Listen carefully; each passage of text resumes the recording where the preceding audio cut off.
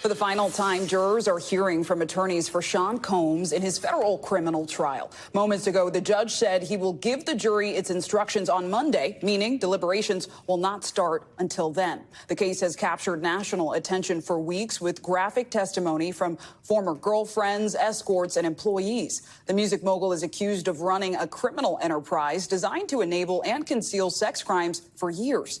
In closing arguments that lasted nearly 5 hours yesterday, prosecutors argued that Combs used violence, power, and fear to control his alleged victims. Combs has pleaded not guilty to all charges in the case. So let's first go to NBC News legal analyst Danny Cevallos. Danny, maybe let's start with that moving deadline. The judge saying, OK, Monday is when the jury will get to sit together. How long do you think deliberations could take, especially given that July 4th holiday that's just around the corner? Yeah, that's a big challenge for the court, is managing the jurors and their expectations coming this close to a holiday. And I know that may sound like not a big deal, but believe me, it is, because people have plans and they have lives. And it generally, I believe it influences jurors at the speed at which they want to get done. So that might be a huge factor here. That kind of timing, still, I think the jury's really going to struggle with one of the counts, which is the racketeering conspiracy. It's the first count because of its complexity. But on the other hand, the way the verdict form is and the way the jury instructions are, it gives the jury a lot of options to convict.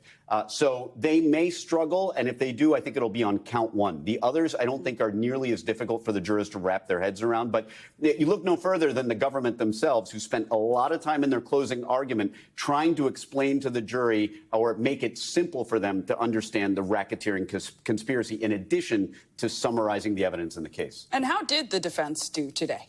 Here's the thing, especially in federal court, the defense doesn't have a lot of options here. I mean, there's an overwhelming amount of evidence. So when that happens, your window of different choices narrows. So the defense really focuses on, this is a case that's about a troubled relationship. It's not a federal crime. This is about an alternative lifestyle. It's not about racketeering and sex trafficking. In other words, it's a variation of, this guy may have done some things that you find to be bad things. It doesn't mean he committed these federal crimes. Well, I want to bring in NBC News correspondent Rehema Ellis, who is outside the courthouse in New York City. Rehema, this is all happening as a new lawsuit has been filed in state court against Combs and his son, Justin. What have we learned about that? Well, what we know about that is that this lawsuit was filed earlier this week in Los Angeles Superior Court, and it claims that Justin used his father's celebrity status in order to lure a woman from New Orleans into Los Angeles, where he kept her in a hotel, according to the lawsuit, and applied her with drugs and alcohol. And that led to, according to the complaint, 3 masked men coming in and gang raping her. The complaint says that the woman, identified only as Jane Doe, then says she heard Justin refer to one of the 3 men as Pops. She assumed that that meant he was talking about his father, and that being Sean Combs.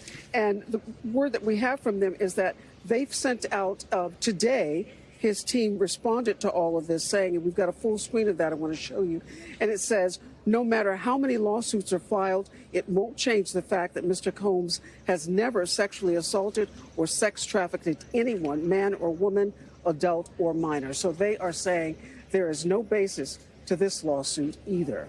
Zen Clay? All right, Danny Cevallos and Rehema Ellis, thank you both so much.